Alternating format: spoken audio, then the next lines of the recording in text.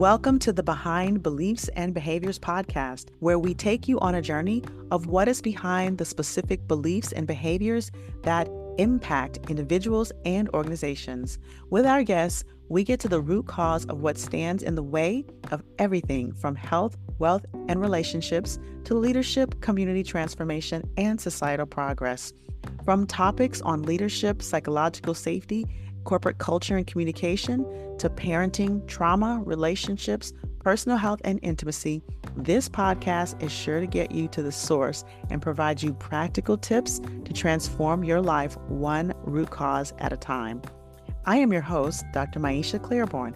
I'm a physician, a coach, a consultant, and an expert in trauma-informed communication. The founder of the Mind Remapping Company, I help individuals and organizations better understand the brain, behavior, and the root of false beliefs so that you can more effectively listen, communicate, connect, and create fulfilling relationships and results in your personal and professional life. Join us every Monday morning at 8 a.m. and let's get to the root cause and discover what's behind your beliefs and behaviors. Hello, welcome to another episode of Dr. Maisha. And I want to talk about something today that actually I really love to talk about, which is values. Now, any person who's listening who has hung around me long enough, who knows me, who's followed me, who's heard me speak, knows that I love to talk about values. And here's why. Values are a person's values. And when I talk about values, I'm talking about the deepest of the core values. And we're going to get into that in just a moment. But values are something that motivate us at the deepest level. Values are behind beliefs. Values are behind attitudes. Values are behind our actions. And values are given by many things. So they're given by our upbringing. They're given by our past experience. They're given by our culture. They're given by the things that our parents, our teachers, and even our friends and society has installed. And I think that a lot of times when people think about like their core values, like the deepest part of what's important to them, they think that that doesn't really change over time. But in actuality, it can. As we grow, as we develop ourselves, as we engage in personal development, as we expand our social circles, our community circles, our values can expand and they can actually change. But what I think is most important to take away from today as we move through this is that as we interact with each other, much of the interaction much of the interactions, much of the listening and the decisions are coming from these deep core values. And much of what motivates us to speak, to do, to act the way we do is coming from these deeper core values. And they get formed early in life, in our formative years. And so I want to talk today a little bit about how do you elicit someone's values? What are they, first of all? And then how do you begin to elicit someone's values, and what context does this apply? Now, you might see the title in your organization and your communities, but this also applies in families. If you're a parent, if you're a sibling, if you're a child of a parent, then speaking into someone's values and listening for their values can be extremely valuable in motivating them and empowering them and even getting what you need out of that interaction or out of that relationship. And in fact, being heard as well. So let's talk about it. Let's just start with what do I when I talk about values? When I talk about values, it's very simple. What is important to you? And it's not just what's important to you at the surface level. And there are surface values, like there's surface values, and then there's those deep core values. So at the surface and in the moment, maybe finance is important to you, maybe getting a promotion, maybe losing pounds, whatever it is. There could be like some surface values. But then there are sort of the deeper values, the thing that drives you. What is the thing that drives you wanting to earn more? What is the thing that drives you wanting to weigh less? Or what is the thing that drives you to want to move up in an organization? And those are those deeper core values. And those are usually, they are one word, one or two words, if we were to verbalize them. So maybe a core value is integrity, or maybe a core value is legacy or contribution. These are the things that drive and motivate us at the deepest core level. Maybe what's important is stability. Maybe wealth is important, but even wealth can be more of a surface value that is more about legacy and more about contribution. So there's love could be a deep value.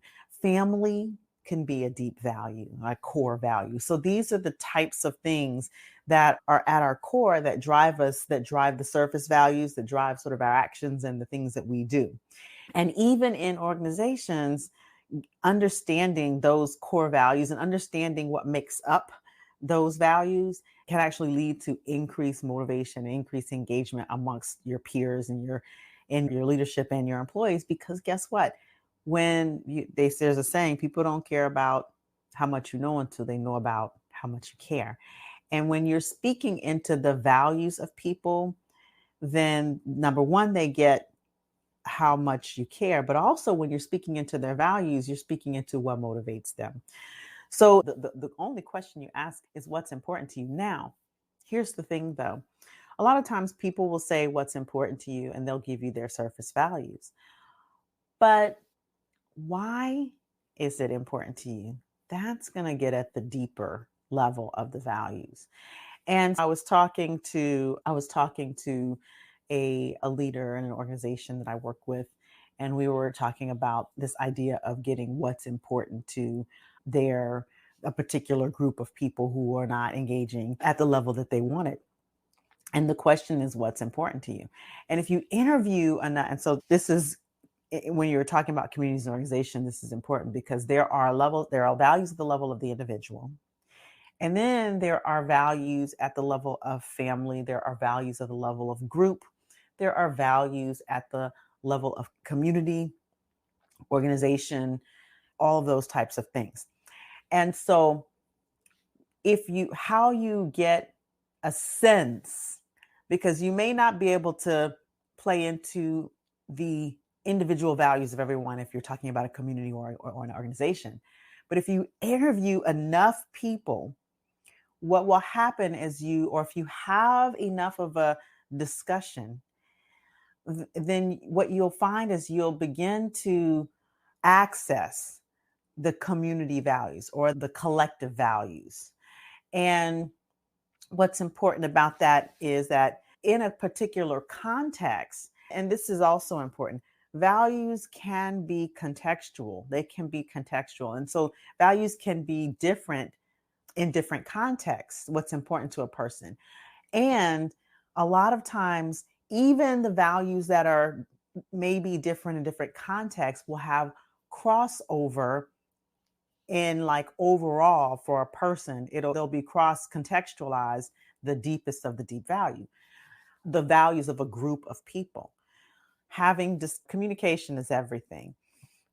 Having a round table, having discussions and listening. And I always talk about the level of listening and how you listen for someone's values. But when you begin to interview people, when you begin to have those discussions, and not just one, but ongoing discussions, and how you have these ongoing transparent discussions is to have a culture of safety where people feel like they actually can be transparent and honest about what's important to them, and it not be leveraged against them, it not be used against them.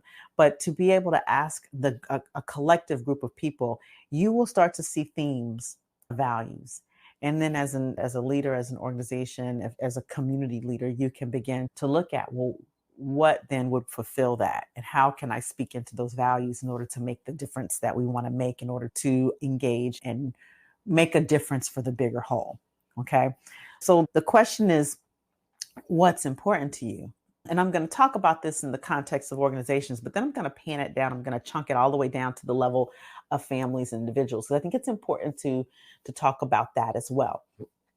So the question is, what's important to you? But then the next question is why? Why is that important to you?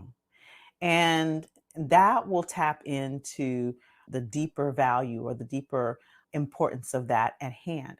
Now, even after the person has shared their first why it's important to you, then guess what? You go a little deeper with why is that important to you? And what happens is the more you ask, and sometimes we're shy of asking because we feel like we're getting in someone's business. And you can pre-frame that with, I really just want to know what's important to you so that I can make the biggest difference that I can.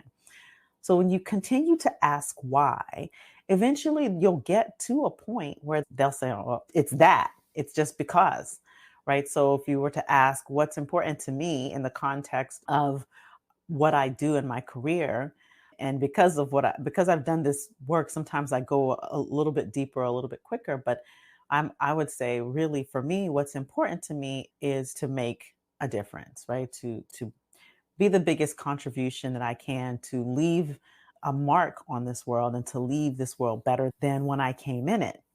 And then if you were to ask me why that's important to me, what I would say, I have a son and my son has friends and I have nieces and nephews. And the thought of them being in a world that's safe, the thought of them having the autonomy to be able to express themselves fully, to be able to do the things that they enjoy, to be able to know that they're self sufficient, and to be able to pass that knowledge down. So then for me, that's legacy. That is legacy. And so why do I want to leave this world a better place? Why is contribution? It's because guess what? I want to leave that legacy. Another thing that's very important to me is family.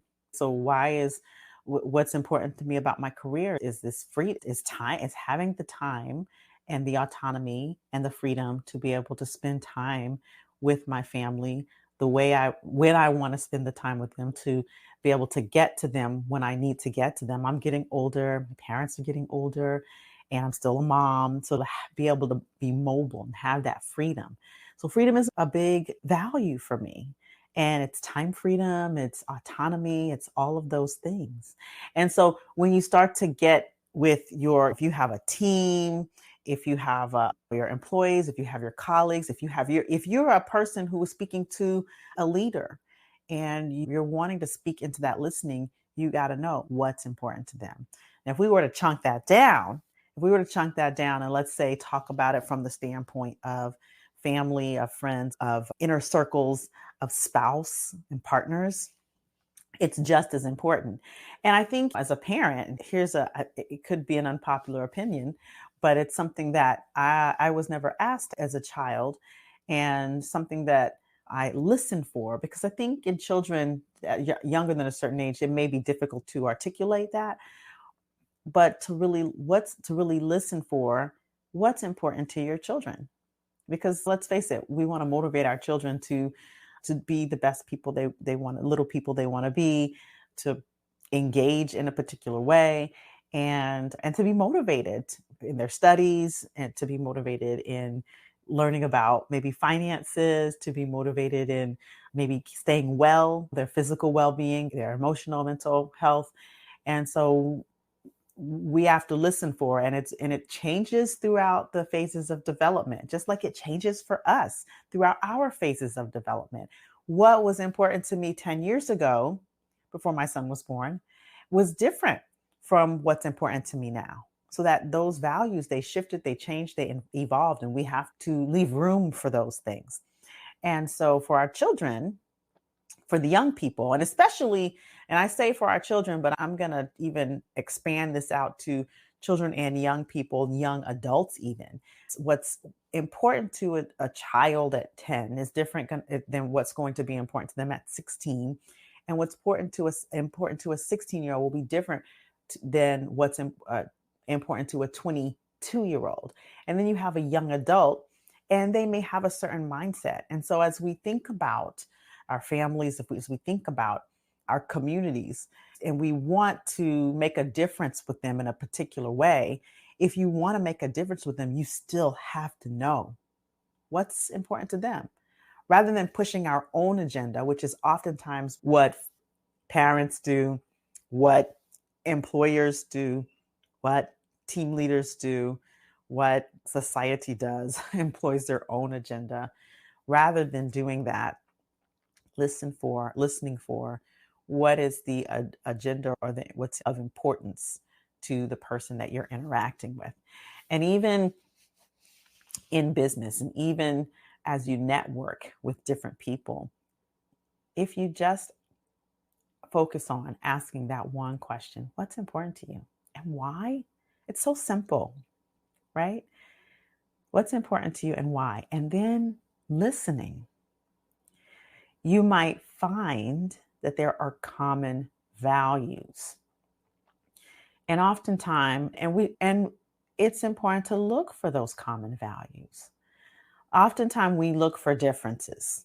We look for what's that binary, and I've talked about that before.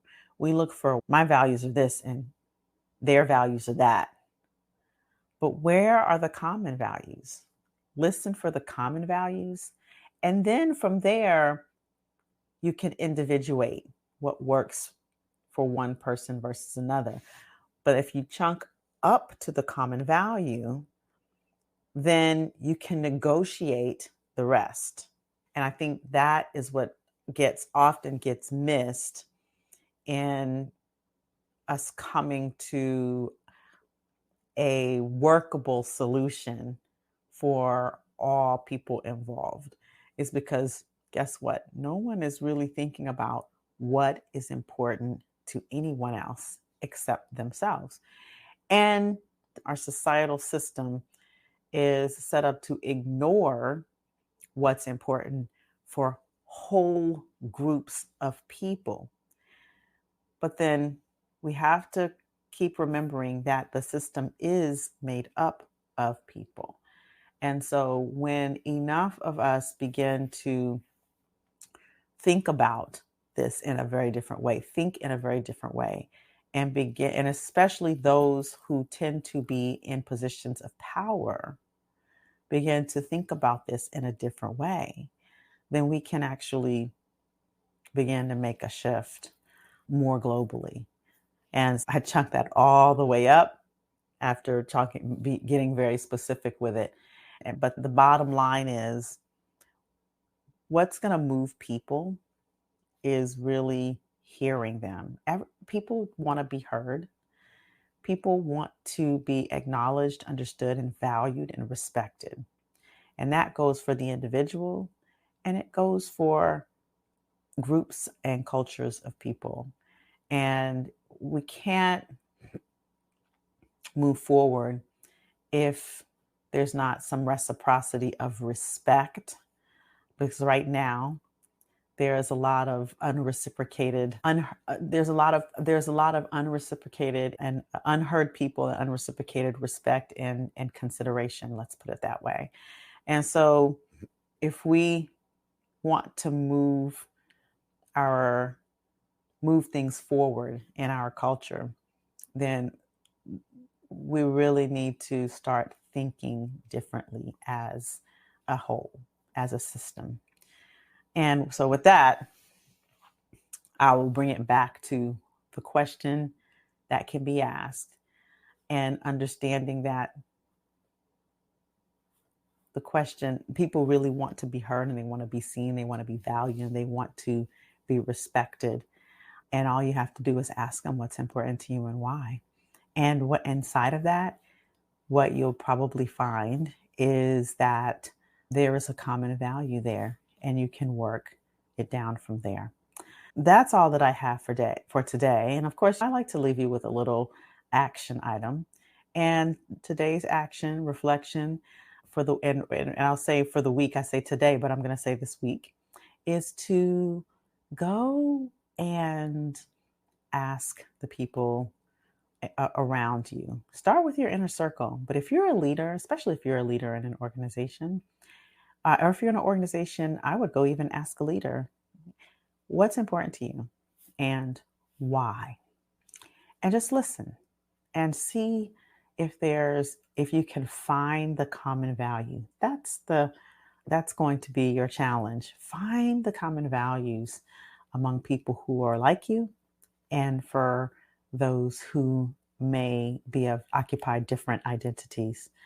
And when you start to find the common values, also acknowledge and celebrate the individuation as well, and look at how can the common values help to bring collaboration inside of the individual beliefs that they carry. All right. So that's your action item for this week. And you can do that whether you're an organizational leader, whether you're a parent, whether you're a spouse, a partner, whether you're a sibling, whether you're a daughter, son, or non-binary child of a parent, whether you're whatever the case may be, you can find a common value there. All right. Or you can do that challenge, I should say. So that's it for today. You all have a wonderful rest of the day, rest of the week. And do me a favor, share this episode, share it with a friend, share it with a colleague, share it with a family member. And don't forget to subscribe if you haven't already subscribed, and leave a review to let the people know behind you that this is a podcast that's making a difference. So with that, I'll leave you and say, have an amazing day, have an amazing week. And until we see each other again, stay empowered. Thank you for listening to our podcast. We know that without the listeners, there is no podcast. We hope you enjoyed this episode. Please remember to subscribe so you do not miss when we drop our next episode. And share this podcast with a friend, a family member, and a colleague, at least one person in your life today. This episode was brought to you by the Mind Remapping Company, helping organizations create psychologically and emotionally safe cultures that make their employees and leaders feel seen, heard, respected, welcome, and valued, all while fostering a thriving, engaged, and healthy workforce for the organization. Is your organization in need of a speaker? I speak about topics like psychological and emotional safety, trauma-informed communication, and employee well-being. If this is aligned with your organizational inclusion, belonging, or leadership goals, contact me, Dr. Maisha, by going to www.mindremappingacademy.com. That's mindremappingacademy.com. Finally, we train leaders, but we also train coaches.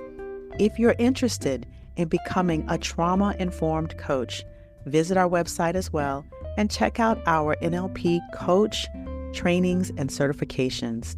We'll see you on the next episode. Until then, stay empowered.